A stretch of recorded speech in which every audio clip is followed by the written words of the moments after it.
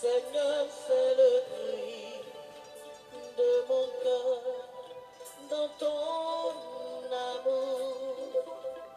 Mon Dieu, pitié, exauce-moi dans l'oreille. Mon Dieu, ne suis-je pas ton enfant du haut des cieux? Ô Père, pitié, réponds-moi dans l'oreille. Mon Dieu, ne suis-je pas ton enfant du haut des cieux? Ô Père, réponds-moi maintenant. On te dit ce que je ressens, tes bienfaits sont trop grands pour moi. Du fond de mon âme coule des larmes qui traduisent mes silences. Comment te dire ce que je ressens? Tes bienfaits sont trop grands pour moi. Du fond de mon âme coule des larmes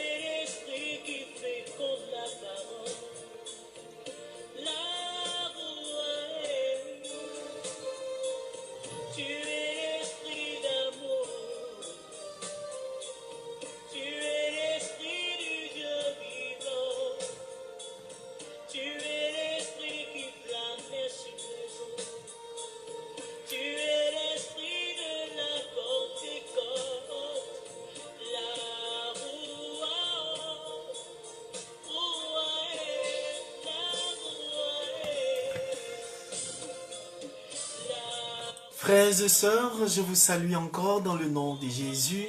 Oui, tu es l'esprit de la Pentecôte, tu es l'esprit qui renouvelle encore notre vie.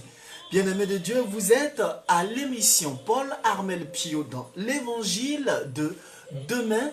Bien-aimés de Dieu, voilà encore la soirée où le Christ nous convoque encore pour nous parler d'un autre thème, pour nous dire ce qu'il pense de notre vie.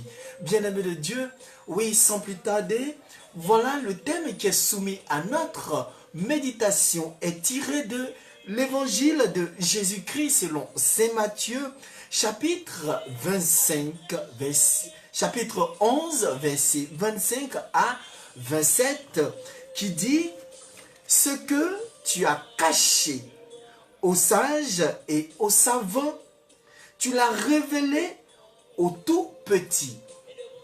Ce que tu as caché aux savants et aux sages, tu l'as révélé aux tout petits. » Shalom à toi ma sœur Sophie Kissi, bonne arrivée. Tu t'es pas trompé, tu es à l'évangile. Tu es à Paul Armel Pio dans l'évangile de demain. Et encore, je veux encore vous dire shalom à toutes les personnes qui nous prennent encore en marche. Sans plus tarder, nous allons aller avec le texte qui est soumis à notre méditation qui est tiré de l'évangile de Jésus-Christ selon Saint Matthieu. En ce jour-là, Jésus prit la parole et dit « Père, Seigneur du ciel et de la terre, je proclame ta louange, ce que tu as caché aux sages et aux savants, tu l'as révélé aux tout petits. Oui, Père, tu l'as voulu ainsi dans ta bienveillance. Tout m'a été remis par mon Père. Personne ne connaît le Fils sinon le Père, et personne ne connaît le Père sinon le Fils. Et celui à qui le Fils veut le révéler. Acclamons la parole de Dieu. Louange à toi, Seigneur Jésus. Alors, bien-aimés de Dieu, voici le thème qui est soumis à notre méditation, et voici le texte qui nous fait comprendre que le Christ dit « Ce que tu as caché aux sages et aux savants, tu l'as révélé aux tout petits. » Qu'est-ce que nous pouvons comprendre par là? Pourquoi le Christ, il a caché beaucoup de sages, beaucoup de choses aux sages et aux savants, et il révèle ces choses aux tout petits? Pourquoi il révèle son amour aux tout petits? Pourquoi? Qu'est-ce que nous devons entendre par là? Pourquoi il prend l'exemple des tout petits? Bien-aimés de Dieu, oui, lorsque nous allons plus loin et que nous allons dans nos recherches, nous voyons que le Christ prend l'exemple des tout petits. Si nous cherchons à comprendre les vertus des tout petits, bien-aimés de Dieu, nous savons que les tout petits, les enfants, ont, j'allais dire, sont attentifs. Les enfants sont généreux. Les enfants sont patients. Les enfants sont doux. Les enfants sont persévérants. Les enfants, j'allais dire, sont assoiffés d'apprendre. Les enfants ont de l'humour. Les enfants savent reconnaître. Les enfants savent écouter. Les enfants sont curieux. Bien-aimés de Dieu. Or, lorsque nous prenons un sage ou un savant, d'abord, prenons un savant. Un savant, c'est celui qui sait beaucoup de choses. Oui. Or, par rapport à l'enfant, l'enfant ne sait pas rien. Il veut apprendre. Allons encore, le savant, en matière de science, connaît beaucoup de choses. Il est instruit. Il est cultivé, c'est un chercheur. Or, l'enfant, il n'est pas encore instruit. Il n'est pas encore cultivé. Il n'est pas encore chercheur. L'enfant veut apprendre. L'enfant veut être chercheur. L'enfant veut comprendre ce qui se passe. Quels sont les mystères cachés de la vie? Or, les mystères cachés de la vie, c'est Dieu, c'est le Christ qui a insufflé cela aux parents pour pouvoir éduquer leurs enfants. Voilà ce qui se passe. Voilà pourquoi le Christ dit que tout ce qu'il cache aux savants et aux sages, il les révèle aux tout petits. Parce que les tout petits veulent apprendre. Vous les savants, nous les savants, ceux qui se croient déjà sages, croient tout connaître. Quand nous prenons pour les sages, le sage, oui, c'est celui qui fait preuve de sûreté. C'est celui qui fait preuve de sûreté dans ses jugements, dans sa conduite. J'allais dire encore, il est prudent. Or, bien-aimé de Dieu, l'enfant, par rapport au tout petit, c'est tout autre chose. L'enfant, c'est vrai, qui cherche à comprendre. L'enfant, c'est vrai, qu'en même temps qu'il est curieux, mais il se dit, s'il touche, on ne sait jamais, quelque chose peut arriver, ou bien maman va parler, ou papa va parler. Mais aujourd'hui, si tu dis à un grand, qui se dit déjà sage, ou qui se dit déjà supérieur à l'autre, ne cherche plus à comprendre, ne cherche plus à se faire contredire. Parce qu'il dit, je connais tout déjà, je sais tout. Alors toi tu es qui? Et puis tu vas m'apprendre. Voilà. Or l'enfant, lui, cherche toujours à savoir. Mais qu'est-ce que Dieu révèle aux tout petits? Dieu veut révéler son amour aux enfants. Parce que les enfants, il prend l'exemple des enfants parce que les enfants sont toujours attentifs. Les enfants veulent comprendre. Les enfants cherchent à entendre. Mais nous les grands, les savants, eux, ils se disent, ils connaissent déjà. Bien-aimé de Dieu. Et c'est ça. Voilà pourquoi, en 1 Jean 4, verset 8, qu'est-ce qui va se passer? C'est dans le cœur de Jésus que se trouve l'expression de la plus authentique de son amour. Un amour qui se donne sans, j'allais dire, sans attendre de récompense. Voilà. Le Christ donne son amour sans attendre de récompense. Est-ce que toi, tu peux donner ton amour, cela, pour l'autre? Aujourd'hui, notre société, quand l'autre dit je t'aime, c'est par intérêt. Ce n'est pas le véritable amour que nous connaissons. Ce n'est pas le véritable amour que Dieu nous l'a donné. Aujourd'hui, l'amour des hommes est basé sur l'intérêt. Or, le Christ, or Dieu, ce n'est pas le cas. L'amour de notre Seigneur Jésus-Christ est rempli d'un idéalisme saint, car il rêve d'un éternel bonheur pour l'homme. Donc, lorsque le Christ donne son amour, lorsque le Christ se révèle aux enfants, c'est parce qu'il veut lui donner un bonheur éternel. Est-ce que toi, tu peux le faire pour ton prochain? Non. Tu ne peux pas.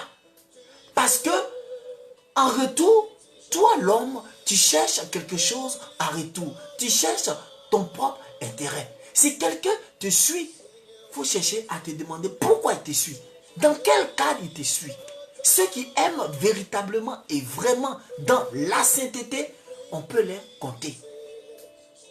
Voilà. Notre société est bourrée de beaucoup de personnes qui s'adonnent à l'intérêt. Même aujourd'hui, que ce soit le mariage, que ce soit la dot, tout est basé sur l'intérêt. Or Dieu, or Jésus, lorsqu'il se révèle à toi, ce n'est pas par intérêt. C'est parce qu'il t'aime. C'est parce qu'il veut te sauver.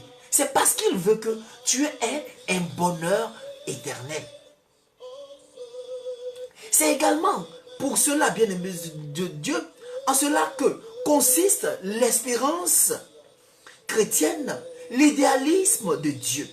Il ne s'agit pas d'un idéalisme vide et présomptueux, frères et sœurs, comme celui des chimères ou encore des philosophies ou encore des politiciens qui, lorsque ils prêchent, lorsqu'ils disent des choses, c'est par intérêt. C'est parce qu'ils veulent être élus qu'ils sont obligés de te promettre des choses. Or, ils savent que quand ils seront élus, ils ne vont pas te donner. Je n'ai pas dit non de quelqu'un. Voilà. Un amour d'un politicien, c'est suivi d'intérêt. Or, un amour de ton Dieu, ce n'est pas suivi d'intérêt. Voilà. Et c'est la part des choses, c'est ce qu'il faut comprendre. Dieu rêve de l'homme racheté, capable de suivre son exemple, en se chargeant de sa croix, frères et sœurs, et en se lassant à sa suite. Dieu rêve d'hommes nouveaux. Dieu veut que nous soyons nouveaux. Mon frère Coleman, bonne arrivée. Dieu veut nous faire connaître son amour. Dieu veut te faire connaître, toi, mon frère Coleman. Dieu veut te faire connaître son amour parce qu'il sait que l'amour qu'il a pour toi, c'est pour que tu puisses donner aux autres. Ce n'est pas un amour qui est basé sur l'intérêt. C'est un amour éternel pour te sauver. Mais un amour de l'homme, un amour d'un politicien, un amour de je ne sais quoi, c'est toujours basé sur l'intérêt. Frères et sœurs, je n'ai pas dit non de quelqu'un. Et c'est ce que nous devons comprendre. Allons plus loin. Lorsque notre Dieu rêve pour nous un amour juste, un amour saint, qu'est-ce qui se passe? Nous voudrions tous faire partie du rêve de Dieu. Oui, toi qui m'écoutes, toi qui m'entends, nous voulons tous faire partie du rêve de Dieu. Et le rêve de Dieu, c'est quoi? Tous, nous voudrions trouver en lui le repos à la fin d'une journée de travail. Oui, c'est ce qui se passe. Tous, nous voulons trouver le repos. Entrer chez soi, prendre un bon bain, s'asseoir, manger autour d'un bon vin et dire, ah, ma journée a été gagnée. Qui n'aimerait pas avoir ce moment-là? Qui n'aimerait pas trouver ce repos dans l'amour de notre Seigneur Jésus-Christ? Tout le monde aspire le réconfort après avoir subi un échec dans notre vie. Tout le monde cherche un réconfort auprès de notre Seigneur Jésus-Christ.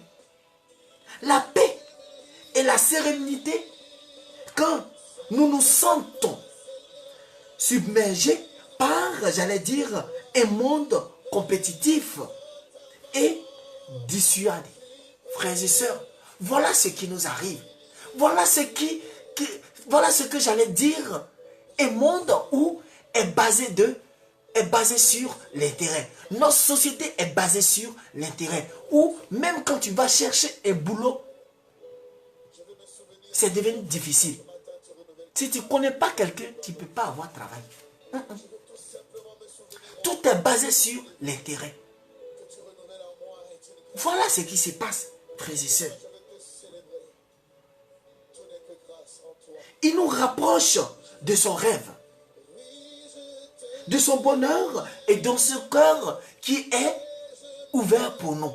Il nous accueille parce qu'il veut faire de nous des enfants remplis de patience, des enfants remplis de la douceur, de la politesse, des enfants remplis de sa persévérance, des enfants remplis de l'humour, de la reconnaissance, de l'écoute. Voilà ce que Dieu veut faire de nous.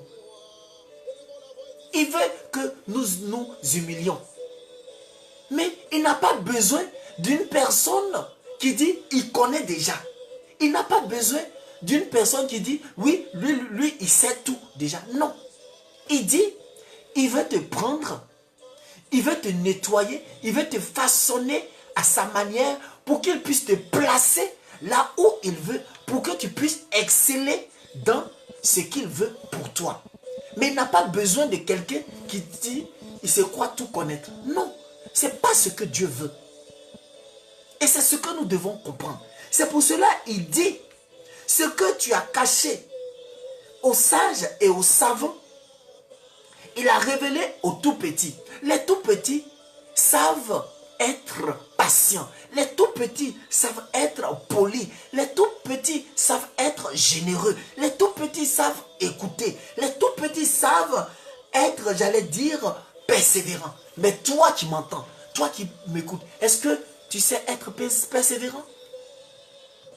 Est-ce que tu sais être à l'écoute de ton Seigneur? C'est en ce sens que Dieu t'interpelle. C'est en ce sens que ton Père qui est dans les cieux t'interpelle. Pour que tu puisses avoir un comportement de tout petit. Pour que tu puisses avoir, j'allais dire, une pensée des tout petits, des enfants qui sont doux et humbles de cœur, qui cherchent toujours à écouter maman, à écouter, à comprendre, à savoir, à chercher. Mais toi, tu dis tu connais tout déjà, donc tu ne veux rien apprendre. Oh, celui-là même, il dit quoi? Oh, on l'a vu traîner avec nous ici. Lui aussi, il veut dire prêche. Lui aussi, il veut dire parle. Qu'est-ce que ça te fait si tu écoutes? Ce que toi, tu connais là, est-ce que tu connais tout? Peut-être que toi-même là, ce qu'il est en train de te dire là même, peut-être même tu ne connais pas.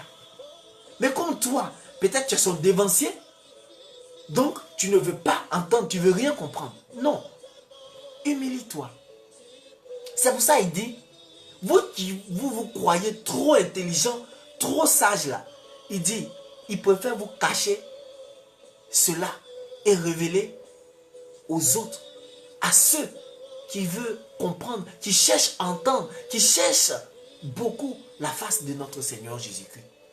Voilà un peu le message. Mais plus loin, bien-aimé de Dieu, la seule chose qui sépare le rêve de Dieu, la seule chose qui sépare le rêve de Dieu pour nous, son amour pour nous, de la réalité, c'est l'homme, c'est-à-dire nous-mêmes, notre égoïsme. Oui, on est trop égoïste, frère. On est trop égoïste. C'est notre entêtement. On s'entête trop. C'est notre volonté de paraître différent de ce que nous sommes réellement. Voilà. On ne veut pas être humble. On est trop égoïste. C'est tout cela. C'est pour cela que nous ne pouvons pas bénéficier de l'amour, de la grâce de Dieu. Parce qu'on croit tout connaître. Voilà un peu. Le Seigneur ne se préoccupe pas de savoir si nous sommes dignes ou indignes. Non. Le Seigneur ne se préoccupe pas de tout cela. Il veut que nous venions à lui. Il veut que tu viennes à lui. Il veut que toi qui m'entends, toi qui m'écoutes, tu viennes à lui avec un cœur rempli d'amour, un cœur rempli de politesse, un cœur rempli d'humilité, pour que tu puisses apprendre encore vers lui et avec lui. Et c'est ça le message. C'est ça. Voilà pourquoi Mère Teresa dira, je crois qu'il n'existe personne qui ait besoin de l'aide de Dieu et de sa grâce autant que moi. Oui, il dit personne. Personne. Parfois, je me sens incapable et faible. Et c'est pour cela que Dieu se sert de moi. Oui, c'est parce que tu te sens incapable et faible que Dieu te prouve qu'il a besoin de toi. C'est pour cela que Dieu dit il a besoin de toi pour pouvoir te lever. Mais tant que tu vas dire non, tu es trop fort, tu es trop gonflé, il n'aura pas besoin de toi. Il n'aura jamais besoin de toi. Et tu vas toujours souffrir, toujours en train de te lamenter, et tu ne vas rien voir, rien entendre. Voilà. Voilà. Et c'est ce qu'il faut comprendre. Comme je ne peux pas compter sur mes propres forces, oui, comme tu ne peux pas compter sur tes propres forces, alors je me confie à lui. Alors tu te confies à ton Dieu. Alors tu te confies à celui qui t'a créé. Parce que lui seul, il connaît tes faiblesses. Lui seul, il sait à quel point tu peux supporter une situation. Parce que lui seul, il sait à quel moment il peut te placer dans une société pour que tu puisses excéder. Parce qu'il sait, il connaît ta situation. Il sait que la situation que tu es en train de vivre, il sait que tu souffres. Il sait à quel moment il va t'enlever de là. Mais il veut simplement que tu sois à son écoute. Il veut simplement que tu t'humilies. Il veut simplement que tu sois persévérant. Il veut simplement que tu sois patient et patiente. Il veut simplement que tu vives dans la générosité. Il veut simplement que tu sois assoiffé d'apprendre auprès de lui. Voilà ce qu'il te demande, frère et sœur. Voilà, bien-aimé de Dieu. Et que de dire que, ouais, moi je sais déjà, je suis sage, je suis un savant. Non. Non. Tant que tu vas t'auto-proclamer sage, tu ne vas rien connaître. Tu ne vas rien entendre. Tu vas laisser toute la grâce passer sous tes yeux. Oh Dieu, ton Père qui est dans les cieux, il dit, il n'a pas besoin de vos sales diplômes. Il n'a pas besoin de nos diplômes là. Lui-même là, il est plus diplômé que toi, que moi. Donc il te prend sans diplôme là. Il peut te mettre à un niveau que toi-même tu ne peux pas comprendre. Voilà. Et c'est ce que nous devons entendre et comprendre. Alors, bien-aimé de Dieu, je répète, il dit, ce que tu as caché aux sages et aux savants, tu l'as révélé aux tout petits. Alors, si tu veux que le Christ te révèle son amour qui est si grand, si tu veux que le Christ te révèle son amour, alors sois patient. Aie un cœur patient, un cœur d'enfant, un enfant tout petit, qui se fait petit, un enfant qui cherche à apprendre, un enfant qui est persévérant. Alors, bien-aimé de Dieu, voilà encore un test qui, j'allais dire, est rempli de conseils pour toi qui m'écoutes, pour toi qui m'entends. Soyons saints dans notre vie. Sois saint. Il faudrait que tu aies une pensée saine, une pensée remplie d'un amour, j'allais dire, rempli de Dieu. Alors, ma sœur Johanna, c'est le message que Dieu te donne en ce jour. Toi qui m'entends, toi qui m'écoutes, c'est le message que le Christ te donne. Il dit, fais-toi tout petit. Fais-toi un cœur petit, comme un cœur des enfants, pour qu'ils puissent te faire découvrir encore plus son amour, afin que tu puisses excéder, afin que tu puisses exceller là où tu es, dans ton domaine, pour la gloire de son nom, et non pour ta gloire. Que Dieu nous bénisse, qu'il nous fortifie, et qu'il soit au cœur de vos projets. Et ayez foi en lui. Ayons foi en tout ce qu'il fait, en tout temps, en tout lieu, pour les siècles des siècles. Amen. Alors, bien-aimés de Dieu, vous étiez à l'émission Paul Armel Pio dans l'évangile de demain. Que Dieu vous fortifie encore. Vous pouvez revoir tous ces thèmes sur nos différentes chaînes et sur nos différentes pages. La page de l'émission qui est Paul Armel Pio.